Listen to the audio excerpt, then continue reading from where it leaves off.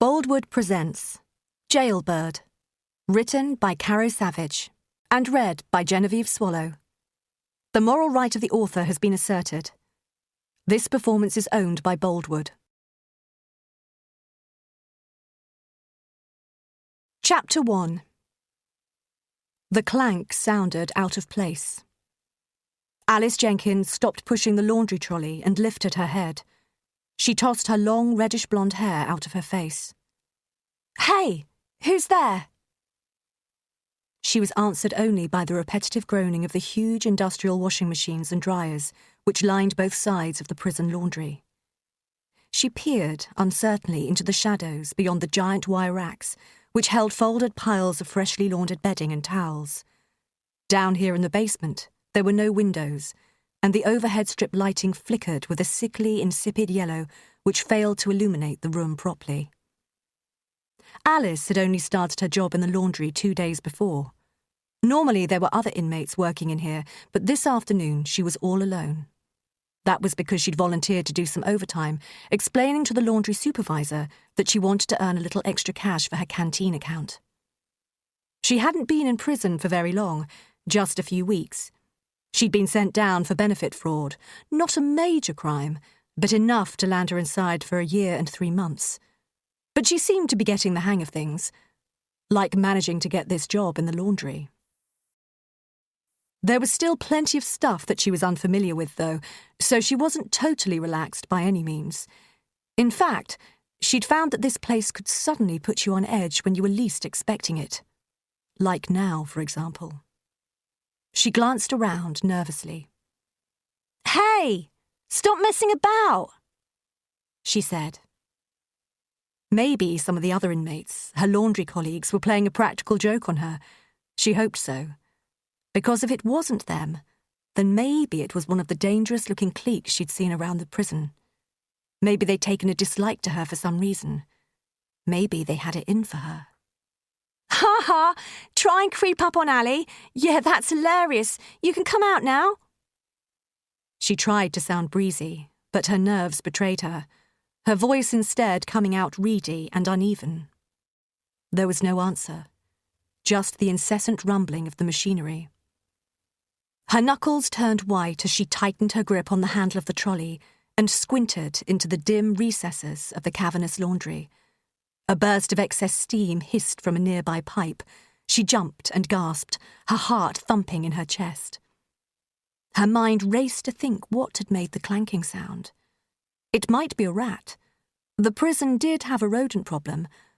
Or maybe she was just spooking herself out unnecessarily. "You silly girl," she muttered, shaking her head and pulling herself upright. She recommenced pushing the trolley, awkwardly manoeuvring its bulky weight towards one of the empty washing machines at the end of the room. Then, out of the corner of her eye, she noticed a shadow pass behind one of the sheets that were hanging up, waiting to be folded and placed on the wire racks. She let go of the trolley and spun around to look. Was there someone there? She could have sworn she was the only one in here. No. It was surely just a ripple in the material caused by convection in the warm air currents generated by the dryers. She turned back to the trolley, taking hold of the handle once again. But then, in the darkness, beyond the racking, just behind the dryers, something caught her eye. A brief sparkle. A shiny surface which captured the few photons bouncing around behind the stacks of machinery and reflected them back to her. She stopped again, momentarily entranced by it, as it twinkled in the shadows, like a lone star aglow in the distant black depths of deep space. For a brief moment, she forgot her apprehension as she tried to make sense of it floating there in the shadows like the needle of a compass, turning, pointing in her direction. Then, a depth charge of cold fear detonated in her gut as she realized what it was. Long, thin, sharp. A blade. A shank. Her heart began to hammer inside her chest. Her hands fell away from the handle of the trolley. "Oh, she whispered. They'd come to kill her. They'd decided to come for her when she was all alone. She cursed her stupidity for making the mistake of being down here by herself. Somewhere along the line she'd messed up, and now she was going to pay for it with her life. She felt a heavy nausea rise up inside her, the fear of impending death. Slowly, she edged backwards around the trolley to put it between herself and whoever was behind the dryers. She again squinted to try and see more. In the shadows, silence. A flicker of movement in the darkness. A shadow within a shadow. It was big. It was no rat, that was for sure. It was a person. She gulped. Her mouth was dry. She glanced towards the doorway. It was at the far end of the laundry. That distant metal door had never looked more appealing, nor had it ever seemed further away. She glanced back at the row of dryers. Tensing, she took a deep breath and bolted. She sprinted through the laundry, heading towards the exit, weaving through the laundry bins, running away from whatever it was in the shadows, running away from the glitter of razor-sharp steel. She ran faster than she had ever run in her life, as if something had taken her over, as if there was an animal inside her. Her breath tore in her throat. Adrenaline coursed through her body. Her trainers hammered on the concrete floor, the slap of her footfalls echoing through the big room. She ran and ran, the doorway getting closer, her portal of freedom. If only she could get there. So close now. She panted, her lungs working overtime to power her flight. And then a laundry bin spun out in front of her, and she tripped over it, crashing onto the floor amidst a cascade of dirty linen. "Oh, God!" she gasped, her eyes filled with tears, blurring her vision. She tried to scramble to her feet, but she got tangled in the sheets, the white material having wrapped itself around her ankles with an almost malevolent will of its own. As she reached down to extract herself from the fatal web of dirty linen, she felt a hand grip her hair roughly from behind, the strands twisting into the fingers, winding tight like a winch. With a sharp yank, her head was pulled back. She gasped in pain as she felt the roots ripping out, literally one by one. Pop, pop, pop, out of her scalp. She tried in vain to twist her head to see her attacker, but she couldn't. So tight was the grip. All she could see were her own hands clambering uselessly in the empty space in front of her. "Oh, God!" she choked. "Please don't hurt me!" But her words fell away unheard. Through tear-blurred vision, she caught the flashing arc of the blade, clutched in a black leather glove, as it swooped down from above and sliced into the front of her scalp. She screeched in agony as the cold steel carved the flesh away from her skull. The searing pain was beyond anything she'd ever experienced. A deluge of hot blood coursed down from the wound, transforming her face into a crimson liquid mask locked in a scream of terror. With an audible rip, her partially severed scalp was savagely torn away from her head. Blinded by the blood in her eyes, and paralysed by the shock of the assault, she was in no state to do anything about the knife as it came round again, this time to cut her throat. Chapter 2. Detective Constable Bailey Morgan studied the cryptic crossword on the desk in front of her. Technically, she was supposed to be doing work, checking through a pile of witness statements, but it was one of those days when time seemed to be moving with the consistency of treacle, and police paperwork just wasn't making it go any faster. She glanced up, scanning the office to see if any of her colleagues had noticed what she was doing. It didn't appear that any of them had, but then it was a Friday afternoon, and the place was relatively deserted. Anyone meeting her gaze would have found themselves looking into a pair of eyes the colour of cold ashes, the dark rings around them underscored by her pale complexion. They would probably have noticed that although her shoulder-length chestnut hair was tied up in a ponytail, There was a bit that she deliberately wore loose, down over the left side of her face, in a blatant and not completely successful attempt to conceal the thin white scar which ran from the top of her cheekbone down to the bottom of her jaw. They would hopefully at least have observed that she had good taste in clothes compared to the rest of her colleagues in the CID, whereas most of them, particularly the men, got their suits in Matalan. Hers was a Donna Karan, cut to fit her lithe figure perfectly. She fiddled absently with the lock of hair that hung down over the side of her face, curling it around her finger and letting it uncurl, as she was apt to do when she was lost in thought. The good thing about cryptic crosswords was how completely they absorbed her. She could spend hours doing them, trying to untangle the mind-bending logic that went into their construction, and this one seemed to be doing the job very well.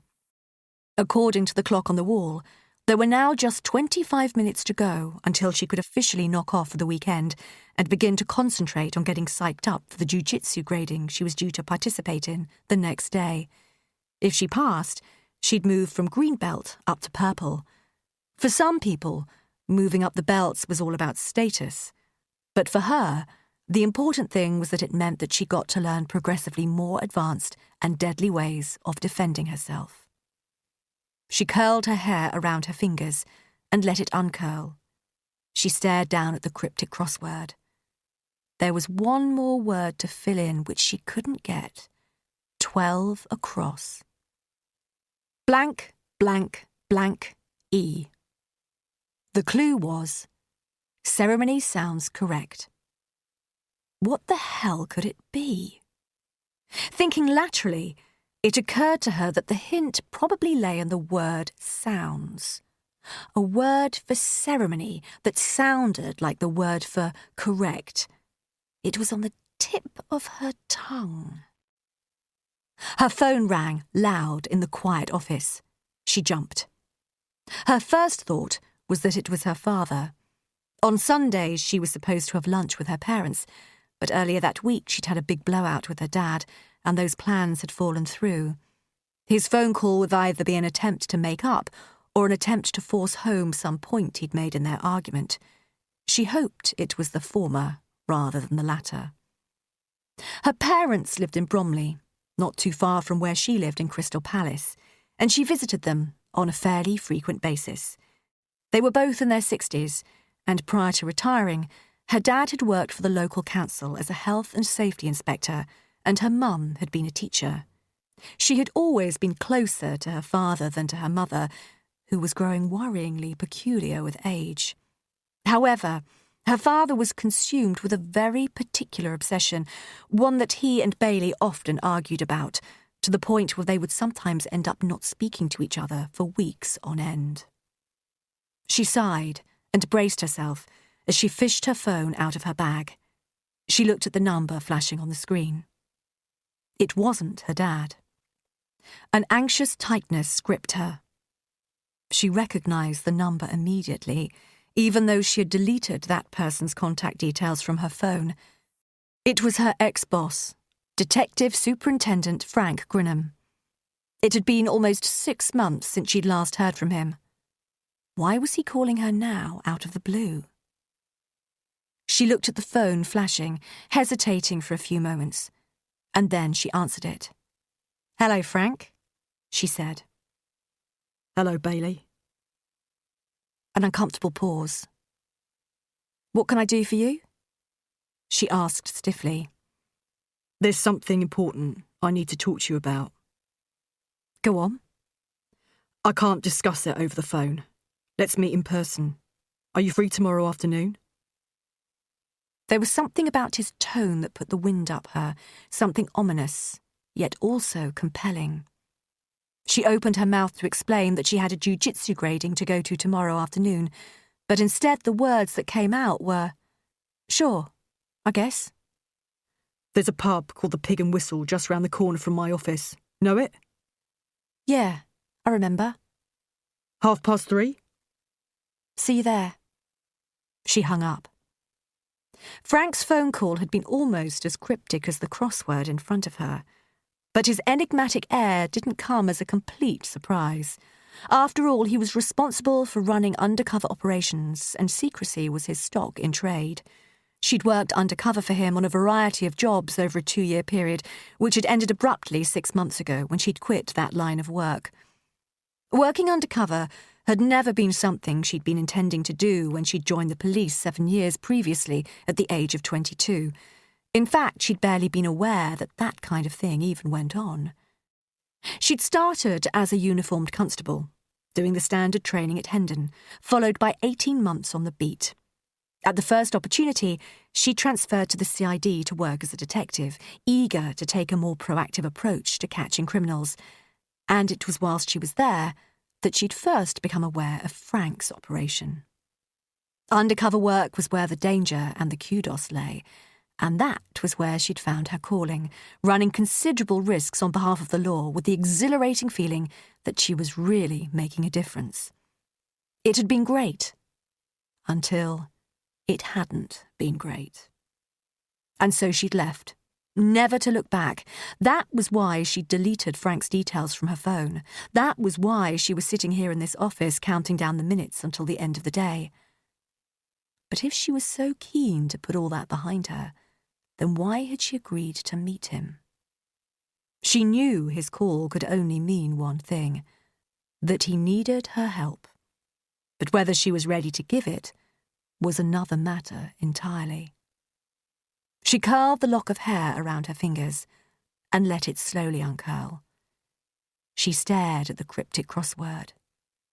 The answer jumped out at her. Right.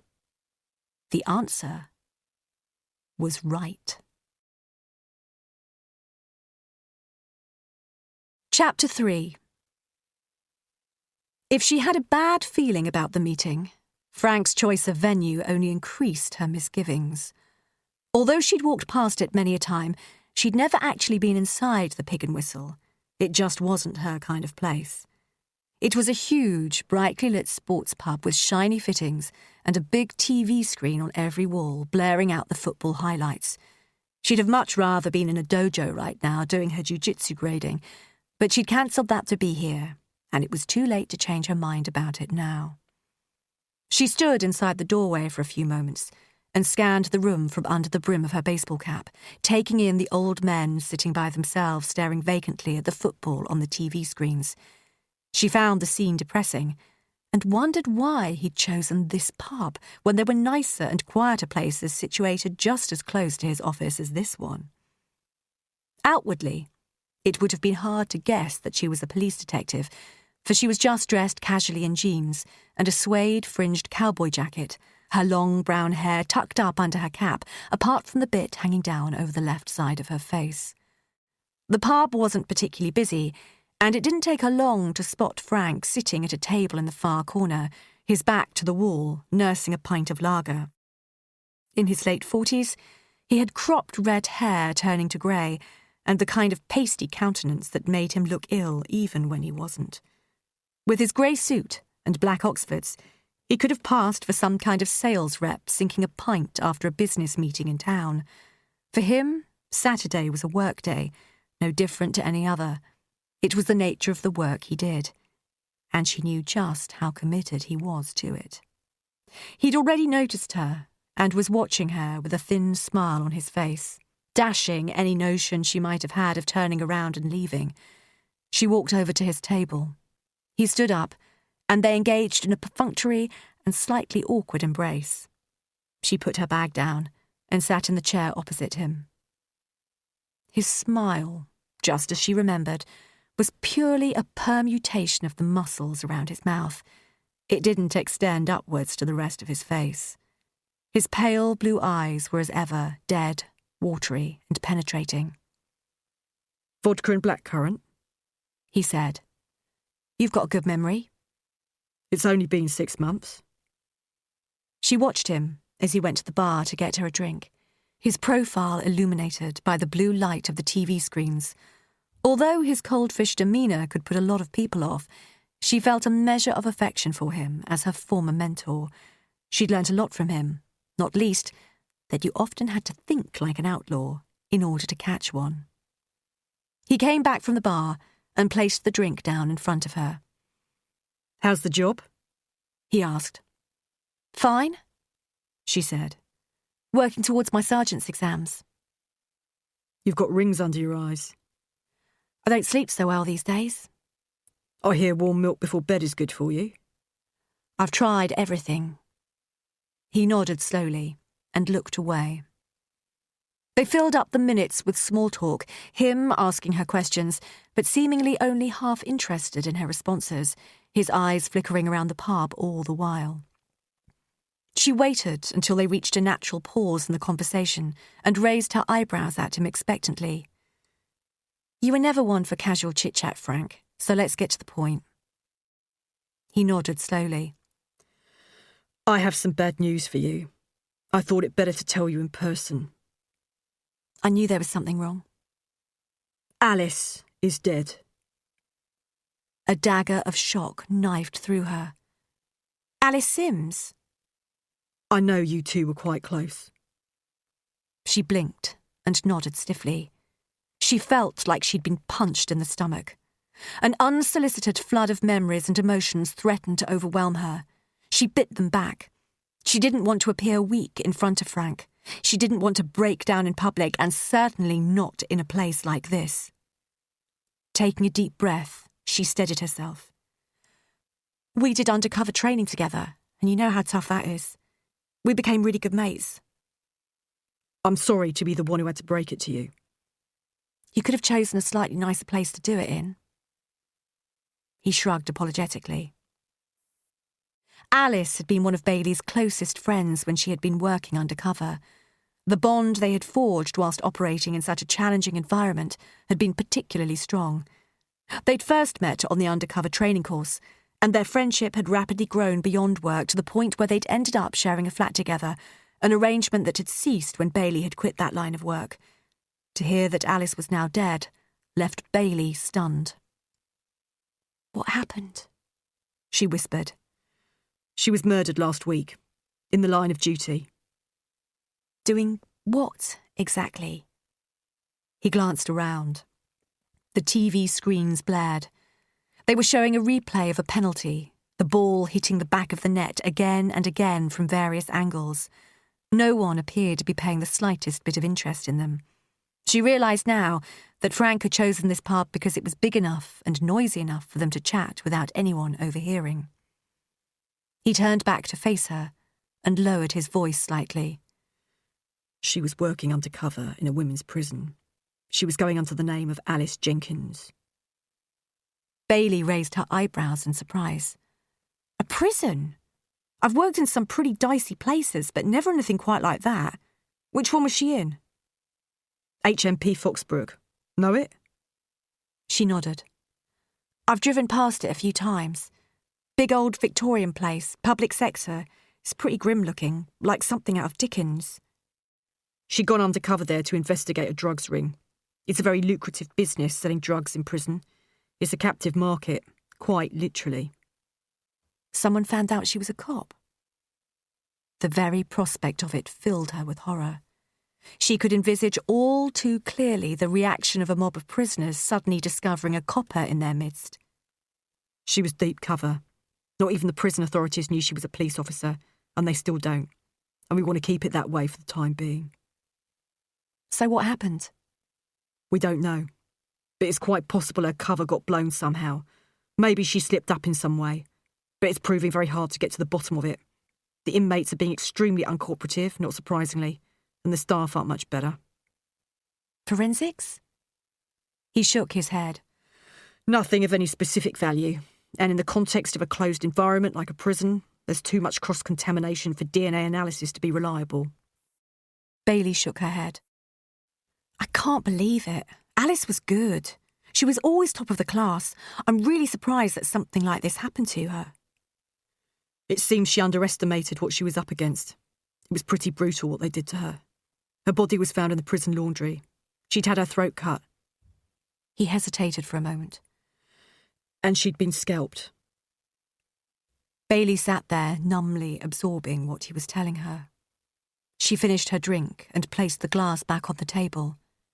She regretted not asking for a double. What about CCTV? She said hoarsely. Surely that must have caught something. He shook his head. No cameras in the laundry. It's not considered to be a high-risk area. That's probably the reason why they chose to do it there. They? She echoed. He shrugged, opening his palms, welcoming an answer to her question. You want me to come back and work for you, don't you? She said. But it wasn't really a question, because she'd known that this had been the whole point of the meeting all along. I want to find out what happened to her. I'm certain she was onto something, and I'm pretty sure that was the reason she was killed. I want to know what she found out. He fixed her with his watery, penetrating gaze. Are you ready to come back, Bailey? Chapter 4. Spiros! Bailey wrenched awake, twisted in the sweat-soaked sheets, alone in her bed, gasping the name that she had been screaming in her dreams. For a few moments, she just lay there, shrouded in the greyness of pre-dawn, her heart palpitating in her chest, and waited for the horror to slowly subside. She tried prescription medication of all types, from sleeping pills to antidepressants. She'd gone for counselling, she'd even tried alternative medicine. Anything to make the nightmares go away. But none of it had been any good. Each and every night, a slightly different iteration of that last undercover job played out, and each time was no less horrific than the last. She'd thought that quitting undercover work would make things better, but it hadn't. If anything, the nightmares had been getting worse. Turning her head, she saw that the glowing digits of her bedside clock read 4:05 a.m. She knew that she would be unable to get back to sleep. Pulling aside the sheets, she got up out of bed and stumbled to the bathroom. She switched the light on.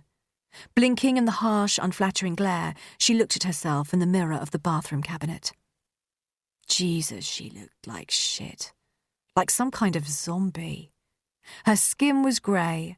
Her eyes had dark rings around them. She couldn't remember the last time she'd had a good night's sleep. She ran a hand through her hair, spotting yet another white strand amongst the brown. She was only 29, and she already had white hairs appearing on a regular basis. Damn nightmares. She pulled the offending strand out with a snapping sound and dropped it in the sink. Opening the cabinet, she took out a box of beta blockers. She popped 2 of the tablets out of the blister pack and tossed them back with a mouthful of water directly from the tap. She wasn't planning on going back to bed.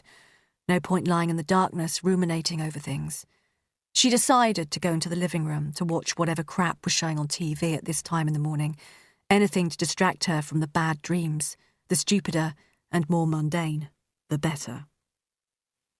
Wandering into the living room, she sat down on the sofa and switched on the TV. It was showing a long American infomercial advertising an ultra-intensive workout program that promised to transform flab into rippling muscle. She'd seen this one many times before. It was on most nights, most of the time, on most of the channels, so it seemed. But she sat there and watched it again. As she slouched on the sofa, in the flickering light of the TV screen, she thought again about the decision she'd made the previous day. She'd said yes to Frank because of Alice, and later that evening she'd mourned alone for her friend in the privacy of her flat, resolving through tears and gritted teeth to find out what had happened to her. But now, after awakening from the nightmares, she wasn't so sure about her decision anymore. Had it been a really bad idea? Surely she had to be crazy to want to plunge herself back into that same world which had chewed her up and left her like this. A surge of black panic suddenly overwhelmed her.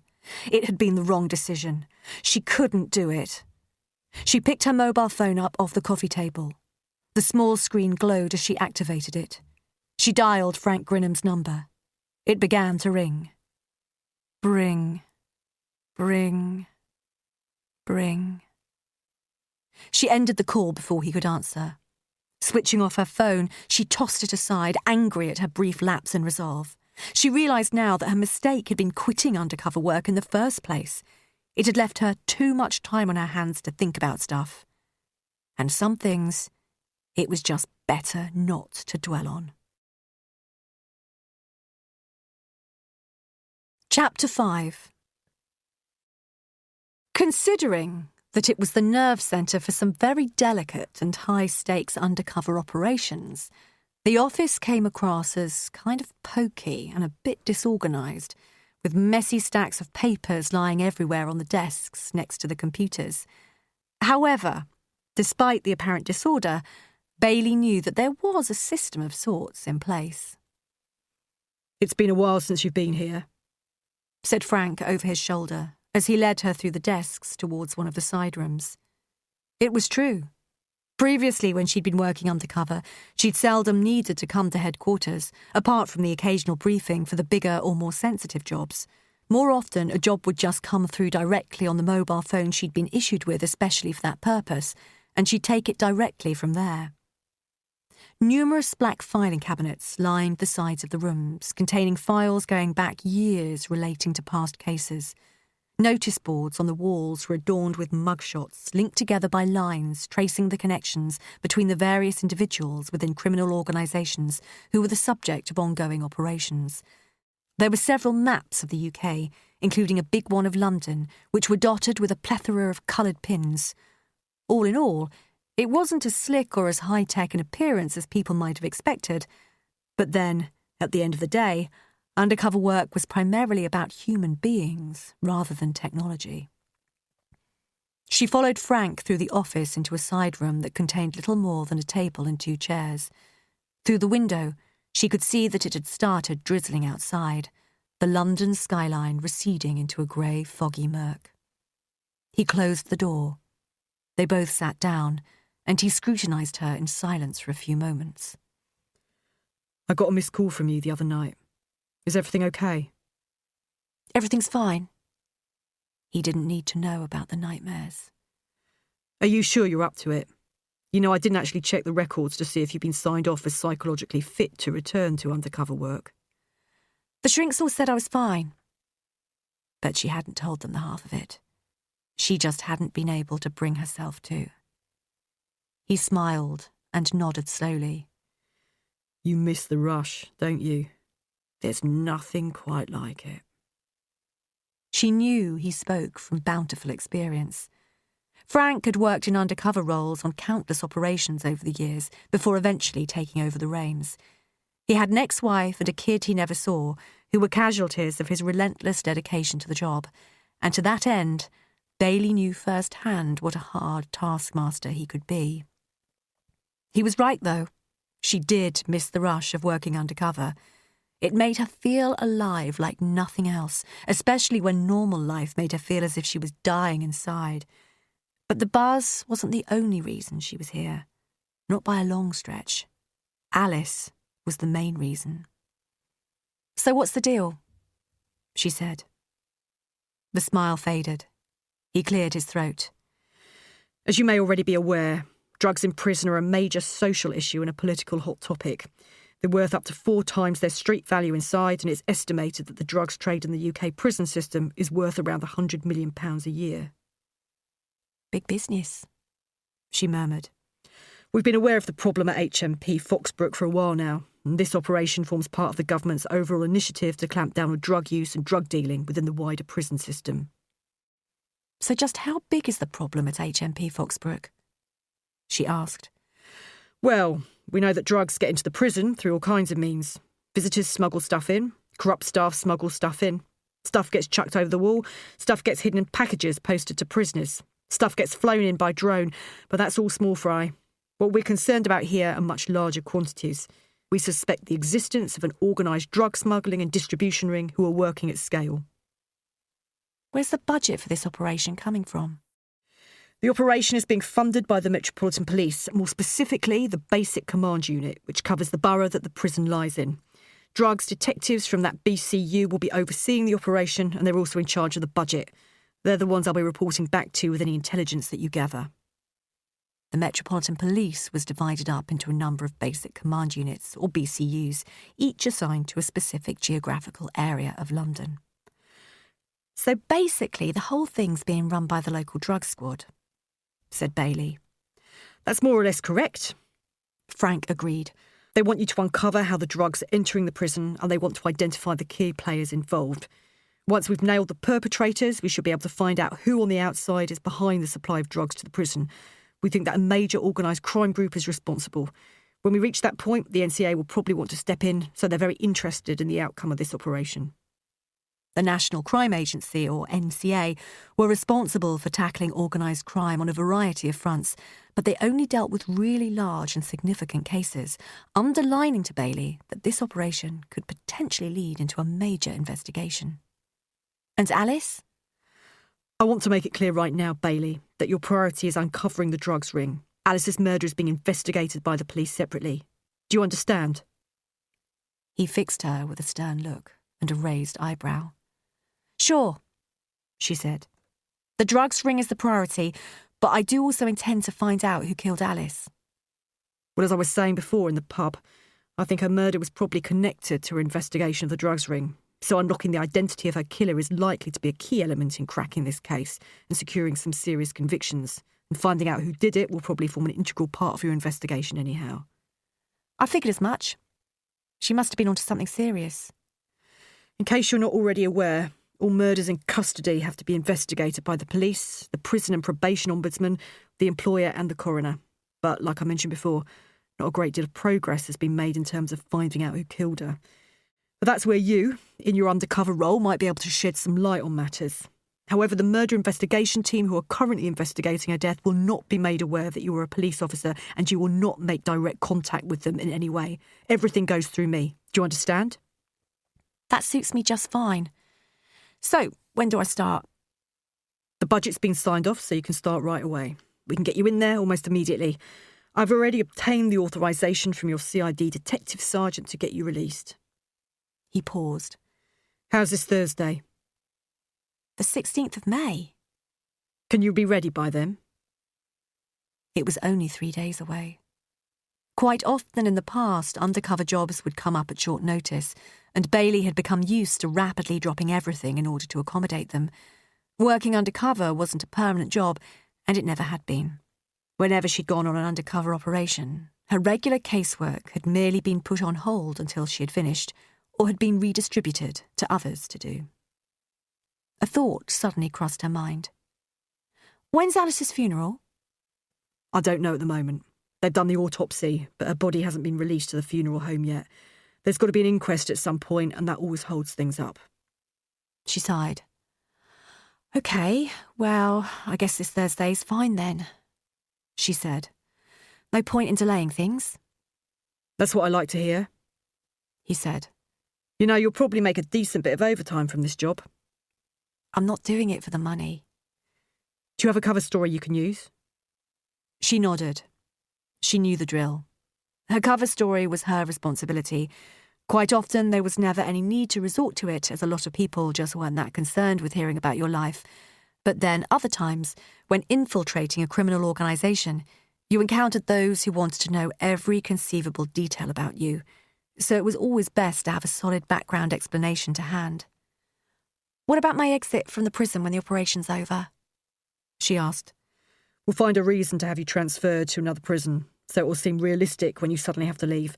No one will ever need to know that you were a police officer. She nodded in approval.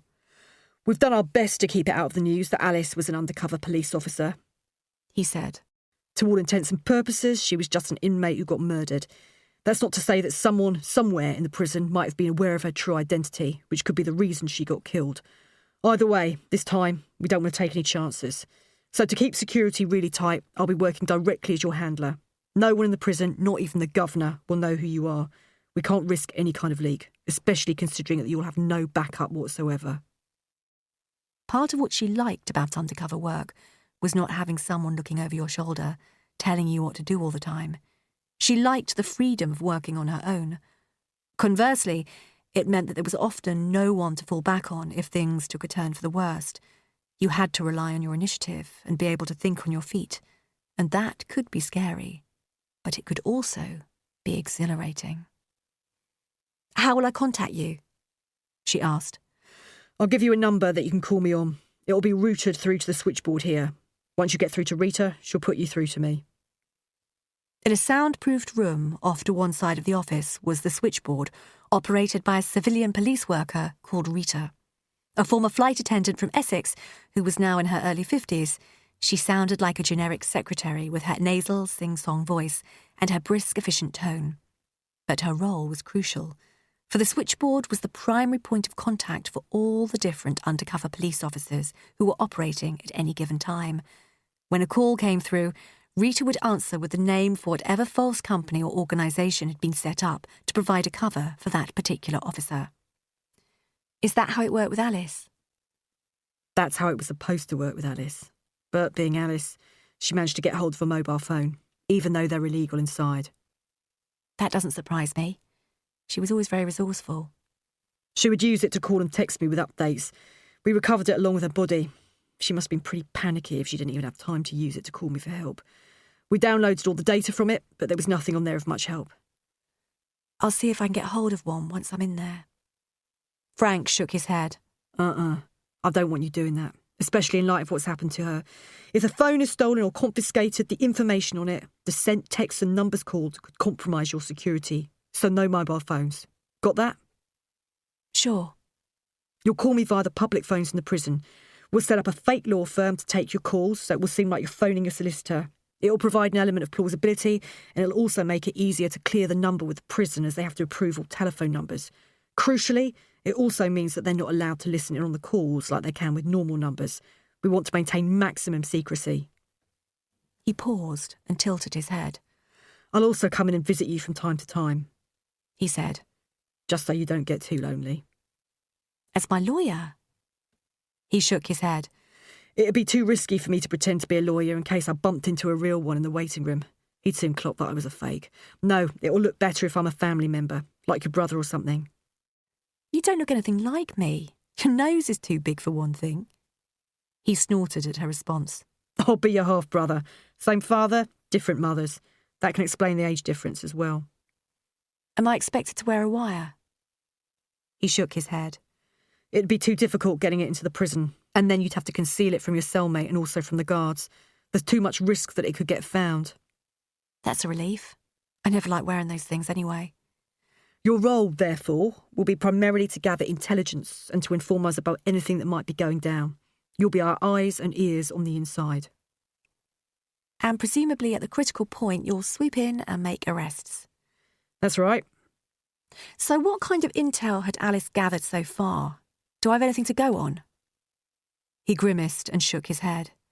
She hadn't been in there long enough to identify any specific individuals or groups associated with the drugs ring. She'd been in there barely a few weeks before she was murdered. Bailey frowned.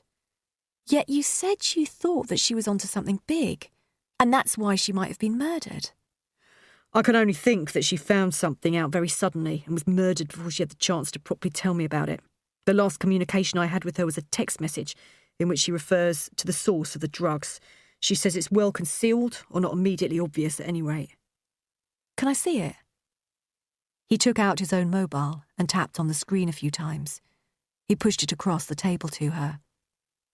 She picked it up and looked at the message on the small screen. It was tantalisingly brief. Source well concealed in prison. Investigating today. Will update later. She never got to update me later, he said. She sent this on the day she was killed. Do you think the source of the drugs is a member of staff, hence the well-concealed reference? Could be. That's why I want to make sure that nobody in the prison authorities suspects that you're an undercover police officer. But then no one was supposed to know that Alice was a cop either, and that didn't prevent her from getting murdered. Bailey sighed. So no leads and very little information. I'm going in almost completely cold. Oh yeah, I forgot to mention. There is one possible lead. The murder investigation team interviewed Alice's cellmate, a girl by the name of Melanie Clark, but by all accounts she was a fruitcake and they couldn't get anything coherent out of her. But I suppose you could always give it another shot. Bailey nodded and filed the name away for future reference. Frank observed her gravely. You're going to have to be really careful on this one, Bailey. This is a dangerous job. What's new? Chapter 6. Amber White had only started working as a prison officer a few weeks previously, and already she was finding out that the job was proving to be much more challenging than anything she'd covered in the role plays and written exercises she'd done during training. She was sitting in the meeting room in the administration block with the rest of the other prison officers, waiting for the governor to arrive and begin their daily morning briefing. How long is it gonna be before one of us gets murdered? Terry was saying. That's what I want to know. Terry Brinkle was one of the longer-serving prison officers, and he also functioned as the staff union rep. A big man with an acne-scarred face and lidded eyes, he gave the impression that he was perpetually half asleep, but Amber had soon realised he was an unusually alert and calculating individual. As staff union rep, he always seemed to have something to gripe about in the morning briefings, but in this particular case his concerns appeared to be justified. The other prison officers seemed to think so too, as there was a general murmur of accord in the room. Yeah, I don't want to get stabbed up, she heard someone say. They did more than just stab her up, someone else said. We don't get paid even remotely enough to face those kinds of risks. The murder in the laundry had happened not long after Amber had started, and it had proved to be a particularly unpleasant introduction to life in the prison. She swallowed nervously and adjusted her large, thick-rimmed spectacles. She located a few loose strands of blonde hair, which had escaped her tight bun, and tucked them behind her ear. Try not to let it scare you, whispered Maggie in her ear, attempting to reassure her. This kind of thing is quite unusual, and hopefully it's just a one-off, although I have to say it is a nasty one, no doubt about that. Maggie Cooper had been working in the prison system longer than Amber had been alive. Her face was etched with a multitude of deep worry lines around her mouth and eyes, and Amber had a horrible feeling that if she stayed in this job long enough, she'd end up with a face like Maggie's. But what Maggie lacked in the looks department, she more than made up for with an abundance of seasoned experience and wisdom. Amber had heard about how gory the killing had been, about all the blood everywhere, and apparently it had entailed some kind of horrible mutilation, the exact nature of which hadn't been made clear yet. She'd done a control and restraint course as part of her prison officer entry-level training at the Prison Service College near Rugby, but she was beginning to have doubts that it would be sufficient to cope with this level of violence. So who do you think did it then? She asked apprehensively. Maggie shrugged. Could be gang-related, could be personal. It's hard to tell at this stage. I just know that in all my years here, I've never seen anything like it. Terry had now moved on to one of his favourite topics, government cost-cutting. As I keep saying again and again, this prison is horribly overcrowded, yet government cost-cutting means that we're desperately understaffed, which means we're expected to work excessive hours, yet when anything goes wrong, we're the ones who have to carry the can. No doubt we'll end up getting the blame for this murder. He made each point with the blade of one meaty hand chopping into the palm of the other. Amber hadn't quite worked out if Terry griped because he was a union rep, or if he'd become a union rep in order to legitimise his need to gripe. He exerted a certain amount of influence over the other prison officers and relished any opportunity to whip up discontent whenever he could. But underneath his reactionary facade, she suspected that he was basically a malingerer. It still surprised her just how fractious the prison staff were, let alone the inmates. She was still on her probationary period as a new entry prison officer and wanted to make a good impression by looking smart and professional, and she was determined not to succumb to the kind of cynicism which enveloped some of the more seasoned members of staff like Terry. Don't let Terry get you down, said Maggie. There's obviously a lot of truth in what he says, but this job is largely what you make it. I guess I should take a leaf out of Dylan's book, murmured Amber, glancing over at Dylan Prince, who was sitting there with his foot up on his knee, whistling softly to himself, projecting an unconcerned, easygoing demeanour. He noticed her looking at him, flicked back his sandy-coloured hair, and shot her a wink. She smiled and looked away.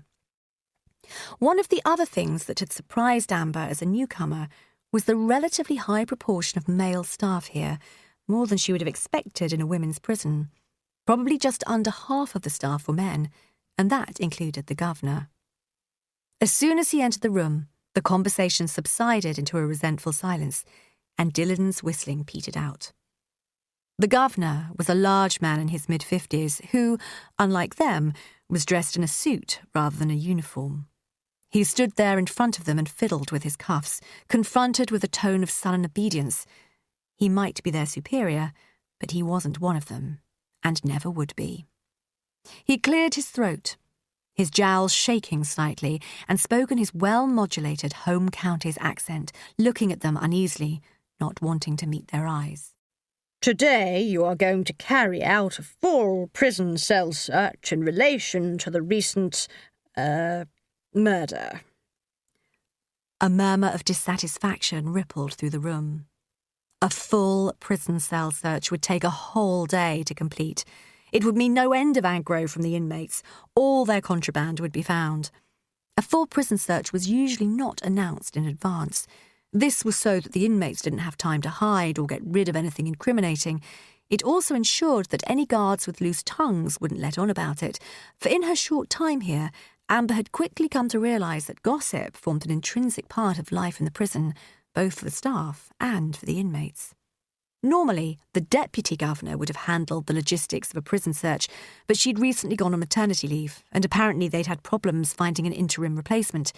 In the meantime, the governor himself was dealing with everything. This is a full lockdown, he added. Only essential services will continue, the kitchen and the like. Any inmates involved in those activities will need a full cell search beforehand. You'll be looking for anything suspicious, anything out of the ordinary. It's imperative that you keep an eye out for any weapons. The murder weapon has still to be recovered. All areas of wing accommodation will also need to be searched. That meant TV rooms and bathrooms in addition to cells.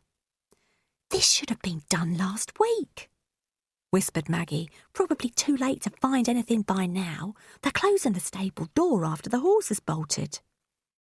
Amber could see Terry puffing up, ready to say something. A murder weapon, he began. By all accounts, this murder was particularly savage. Surely it is indicative of the rising levels of violence in the prison, no doubt exacerbated by overcrowding and spending cuts. Can I remind you that protection of staff should be paramount here? We need proper protection where use of force is necessary. Basic control and restraint procedures are just not adequate. As I've said many times before, what we need are side-handle batons. The governor had adopted that pained look which he always took with Terry, who constantly seemed to find something to have a go at him about. Look, we've covered this before, said the governor. It's not going to happen. You'll just have to make do. Just like we always have to make do? Terry shook his head in disgust. The police have them. You're not the police. Exactly. Our job is so much tougher than theirs is, yet we get treated so much worse. Every minute of our working day consists of dealing with violent, suicidal, mentally ill and substance-addicted criminals. All they have to do is arrest them. In terms of contact time, we have to interact with these people on a much more frequent basis. While I understand these objections, said the governor, I don't want them to be getting in the way of the current police investigation. I want you to give the police your fullest cooperation. Since the murder, police detectives had been in the prison conducting an investigation, but as far as Amber had heard, they hadn't made much headway into solving the case. Bloody coppers, muttered someone behind her. Coming in here, walking around like they own the place, like they deserve some kind of respect. Well, we're the ones who deserve respect more than them. There was another disgruntled murmur of assent among the assembled prison officers. That's enough whinging, snapped the governor. The sooner you help them clear it up, the quicker they'll be out of your hair. And the sooner they're out of here, the better, because it's not the kind of thing that looks good in the newspapers. Amber knew how much the governor cared what people thought of him. She'd been in his office one time when she'd first started, and remembered seeing a big framed photograph on the wall depicting him standing next to the current Home Secretary with a proud grin on his face. "One more thing," said the governor. "I should also remind you that with this murder, the inmate was mutilated, scalped. The scalp was missing from the crime scene and still hasn't been found. This is also something you need to look for when you carry out the cell search." There was a chorus of groans and whistles of disgust. "Scalped?" whispered Amber. "Why on earth would someone do something like that?" Maggie shuddered. "Beats me.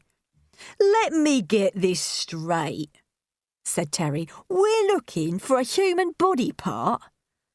"That's correct," replied the governor uneasily.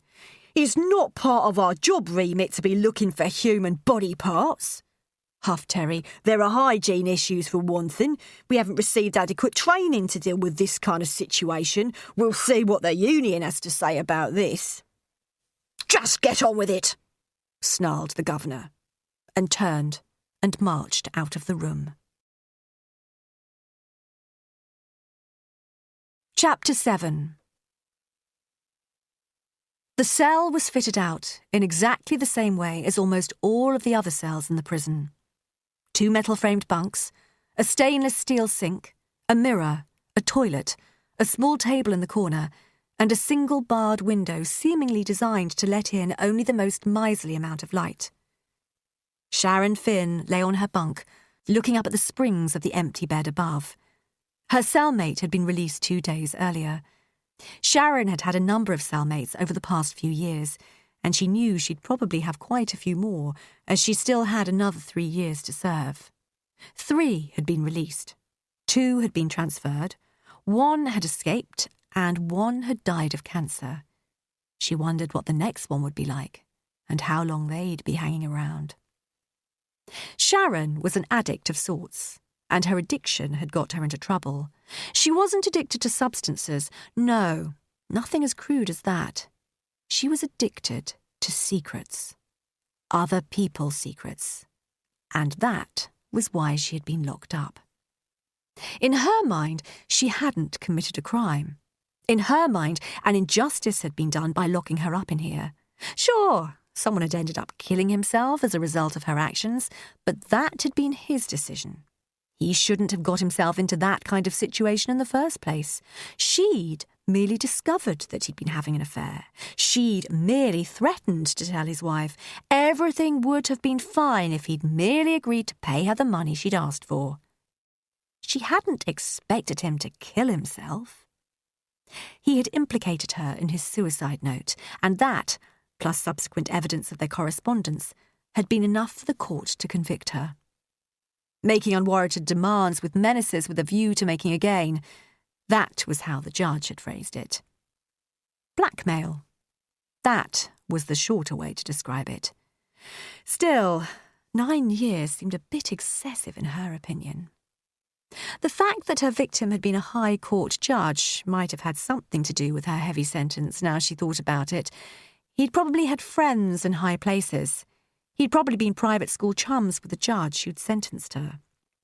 She sighed and shifted on the bunk. Life just wasn't fair. She'd launched a number of appeals, but they'd all been unsuccessful. Anyhow, prison wasn't quite as bad as people made out. In fact, she'd found that she actually quite enjoyed it. The main problem that most inmates suffered from in here was boredom, but that was only because most of them lacked the internal resources to amuse themselves. She, on the other hand, found the inmate population to be an almost inexhaustible source of entertainment. There were more than enough dark and dirty secrets in here to keep her occupied for a lifetime. A metallic clank jerked her out of her reverie as the door to her cell opened. She looked up. A prison officer was standing there, accompanied by an inmate she hadn't seen before, who was holding a pack of sheets and prison-issue clothes and her plastic cup, plate and cutlery. She suddenly remembered that today was when her new cellmate was due to arrive. The prison officer was called Maggie Cooper. She was a big, lumbering woman, solid, sensible and honest. Boring, in a nutshell. If people were books to read, Maggie would be the equivalent of the telephone directory. The inmate, by contrast, looked like she had potential. Sharon immediately sat up, like a hungry animal sniffing out the possibility of new food. She was pleased to have a new cellmate, to have someone to talk to find out about. Maggie cleared her throat before speaking. Sharon, this is your new cellmate. Her name's Bailey Pike. Sharon's first impression was that the inmate was shy and wary, half hiding behind the fringe of hair which hung down over one side of her face. Mind you, little apprehension was to be expected on her first day in prison. With that brief introduction, Maggie left the cell. Sharon lay there and openly watched Bailey as she began to settle in. She took in her details. Brown hair, some freckles scattered across the nose, fairly slim, looked like she kept herself in shape, nothing out of the ordinary. Sharon had almost formed the opinion that Bailey was quite pretty, but then she noticed the scar. As Bailey was placing her stuff on the bunk, her fringe fell back as she lifted her head, revealing a nasty, jagged white scar which ran down the side of her face and neck. It definitely marred her looks. Sharon realised then that Bailey's reticent demeanour wasn't so much due to shyness as a desire to conceal the scar behind the lock of hair, which she evidently wore loose for that very reason. She obviously felt self-conscious about it. Sharon was instantly intrigued. Her inquiring mind began to whir like clockwork as she wondered how Bailey had acquired the scar. Had it been an accident? Had she been the victim of some form of violence? So why are you in here then? Sharon asked by way of greeting. After all, in her mind, it was one of the most important questions you could ask in here. Fraud. What? Like stealing money? Yeah, I embezzled some money. She seemed a bit cagey. Sharon wondered if she still felt guilty about her wrongdoing, even though she'd already been caught for it. A lot of money? Bailey paused, unpacking her items, and looked down at Sharon. Sharon found herself staring into an intense pair of grey eyes. Enough to put me away for 4 years. 4 years, huh? Sharon nodded, impressed. Must have been a decent wad. Who'd you nick it from? Bailey checked herself. I was an accountant. I stole the money from my employers. Fiddling the books. A fairly dull crime, thought Sharon, but she was a little puzzled nonetheless.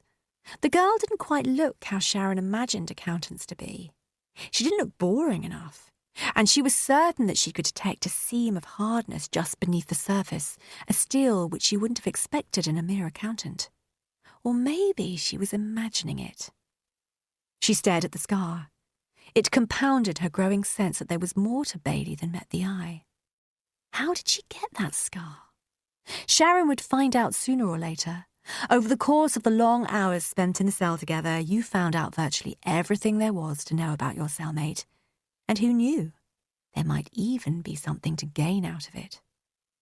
Sharon lay back down in her bunk, smiled like a shark, and flexed her fingers, cracking her knuckles one by one. So, why are you in here? Asked Bailey. Sharon sighed. I'm just too inquisitive for my own good. Bailey nodded and continued arranging her items on the bunk. Sharon continued to observe her. She could tell that Bailey was slightly ill at ease under her blatant scrutiny, but she didn't care. She'd found that the longer you stared at people, the more you noticed those little cracks that revealed who they really were. You know, Bailey, I'm glad to have your company, to be honest. She paused for effect. What with the murder and everything? Bailey froze. She turned to look at Sharon once more. What murder? You haven't heard about it? Silly me. Of course you haven't. It's your first day. Well, I didn't see it or anything, but I heard all about it. Everyone's talking about it. Really vicious. Lots of blood, bits cut off, that kind of thing. They did a big cell search yesterday looking for the murder weapon, but I overheard them saying that they were also looking for... She dropped her voice to a conspiratorial whisper. A human body part. Bailey's face screwed up in disgust and alarm. Sharon was enjoying shocking her on her first day. It gave her a pleasant sense of superiority. "Who got murdered?" said Bailey. "Some girl. I never met her. Never even knew about her until she ended up dead." "Who murdered her?" That was a very good point, thought Sharon, frowning to herself. She hadn't really thought about it up until now, and now she did think about it. It did somewhat bother her that whoever had done this was still around. Sharon wasn't the type who scared easily, but there was something about this particular murder that kind of got to her. "I have no idea who did it," she said. "And I guess that means you want to be watching your back." Chapter 8. Night had fallen, and Bailey lay awake on her bunk in the dimness, listening to the sounds of the prison. Muted sobbing, a distant clang, the gurgling of pipes, a solitary shout, the creak of springs as her cellmate shifted position on the bunk below. She was knackered, but she couldn't get to sleep as her buzzing mind was still processing her first day in prison. The whole procedure had begun 11 hours earlier in the local Crown Court. She had been taken in handcuffs to a holding cell underneath the courtroom to make it seem as if she had just come directly from being sentenced. After spending 3 hours in the holding cell, she had been transferred to a prison van to be taken to HMP Foxbrook. The drive to the prison took just under an hour, and as the van lurched into the prison complex, she caught a glimpse through the tinted window of the huge perimeter wall looming up, cold and forbidding, topped with thick coils of razor wire. Stepping out of the van, she had looked up at the 4 huge house blocks towering above her, their grey Victorian brickwork peppered with hundreds of tiny windows, each one denoting a cell. Whether it was just her imagination, or whether it was real, she felt as if hundreds of eyes were watching her from the windows, judging her, forming opinions, already making decisions about her. An edging fear had begun to gnaw at her, for she was only too aware that somewhere behind those walls was the person, or persons, who had killed Alice, and that very soon she would be trapped in there with them. Once inside the prison, she had been moved from room to room for each step of the processing and induction procedure. First, her details had been taken by the prison officers, and her personal items had been taken away, logged, and put in plastic bags to be returned to her when she was released. Then she had been strip-searched and issued with prison clothes, a grey tracksuit, and a reception pack consisting of blankets, soap, toothpaste, basic toiletries, and a plastic cup, plate and cutlery for when she needed to eat anything in her cell. She had undergone a brief health check by the prison doctor and asked about any allergies she had that might need special requirements. Then she'd been given some psychometric questionnaires to fill out for the benefit of the prison psychologist. Finally, she'd been assigned a 6-digit prison number and allocated a cell. Naturally, she'd had very little say in anything during the whole procedure. The tone of it had been slightly shambolic, with the staff appearing bored and inattentive, which was perhaps unsurprising, seeing as they did it day in, day out. No one volunteered much in the way of information. After all, she wasn't one of them, and she got the impression that she'd have to pick it up herself in due course. After she had been processed, they had taken her to her cell, and that was when she got her first taste of what the prison was really like on the inside. The 4 house blocks of HMP Foxbrook were arranged like the spokes of a wheel around a central hub and atrium area.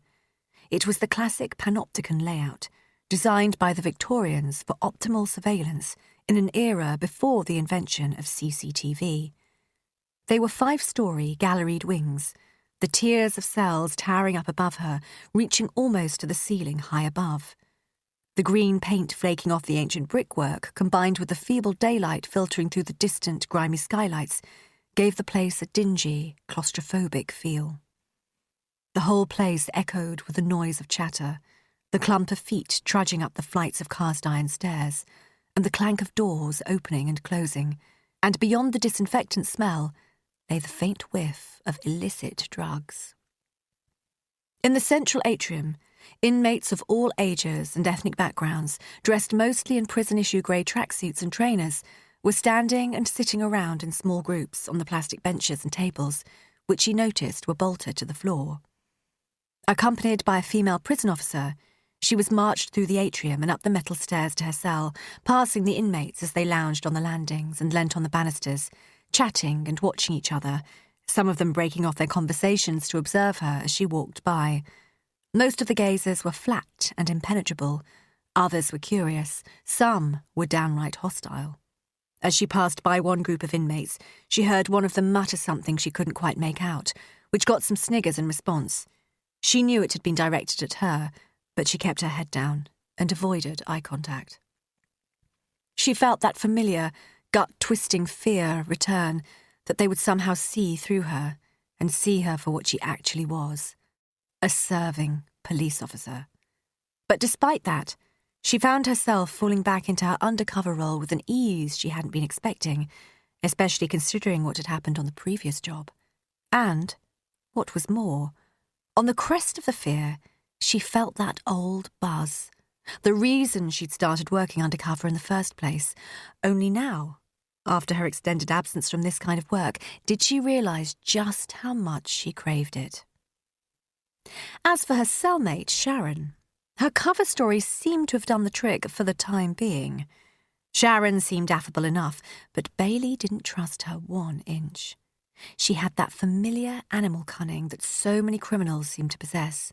As a policewoman, Bailey had encountered it innumerable times. Although not necessarily intelligent as such, these people had an innate deviousness that it was well to be wary of and fatal to underestimate. The undercover training course had emphasised that it was always best to try to keep your cover story as true to life as possible. The more you lied, the more you were at risk of holes showing in your story, and the more you tried to be what you weren't, the more likely people were to see through you. Criminals were paranoid people by their very nature, and often on the lookout for anything suspicious. So it had been no lie about the accountancy. Bailey really had once been an accountant. For about 5 minutes. She'd studied it at college, thinking that it would make a good, solid career. But as a job, she'd found it so boring that she'd quit after 2 months and applied to join the police instead, something she'd wanted to do ever since she was a kid. The upshot of this, however, was that when it came to financial records and bookkeeping, spreadsheets and payroll, she could talk with some authority and sound natural. And that was important, because maintaining a cover story required discipline and the ability to stay on the ball all the time, however tired you were. One thing the training course had emphasised was that the effort of sustaining a facade, the pressure of having to lie, and the consequences of making mistakes could take a heavy psychological toll, especially over an extended period of time. But the central tenet, that had been drilled into them incessantly, was that whatever the circumstances, you had to maintain your cover, however tempting it might be to reveal the truth, however much someone might claim that they knew you were a police officer. Never break cover. Never admit that you're a cop. Never break cover. Chapter 9. Bailey stood under the jet of water, her eyes closed, massaging the prison-issue shower gel over her body, working up a lather. The shower gel smelt cheap and harsh, and left her skin feeling dry and sensitive, and she made a mental note there and then to check if the prison shop stocked anything of a slightly better quality. She didn't particularly enjoy communal showering, and had been apprehensive about exposing her scars, but knew that she would have no choice in the matter.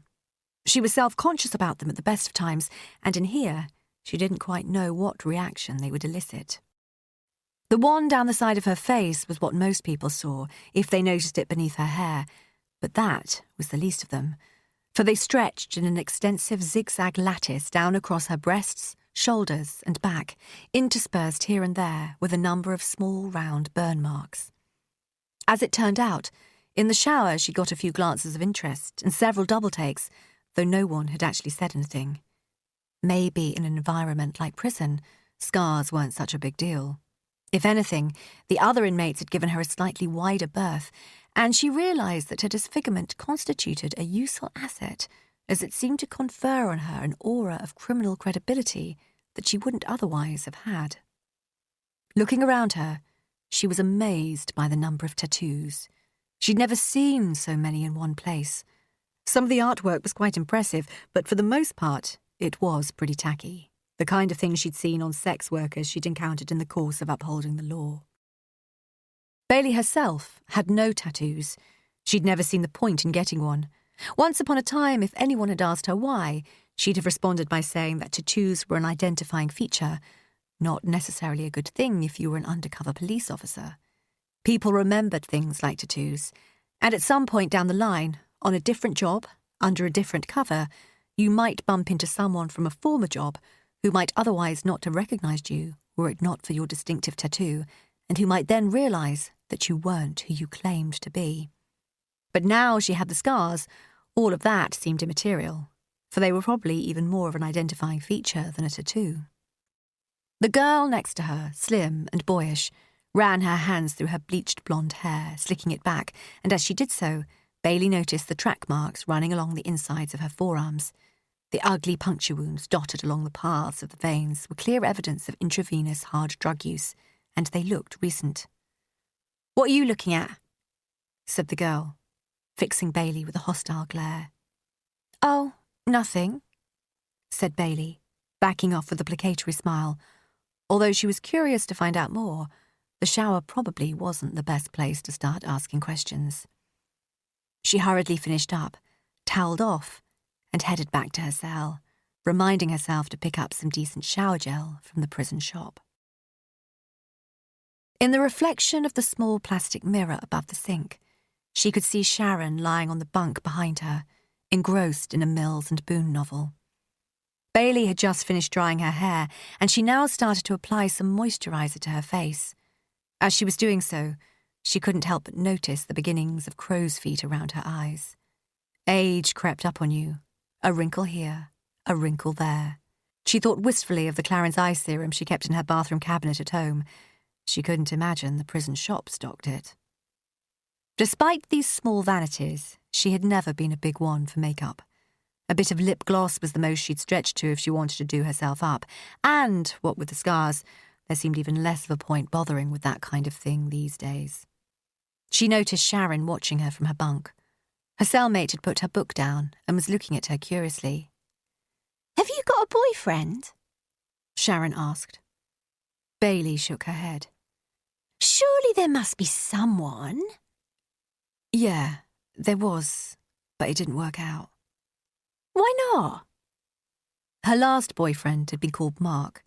He was a detective in the CID. She'd lived with him for just over 2 years.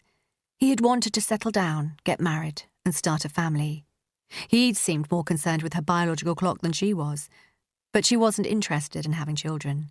She valued her independence too much, so it had fallen apart.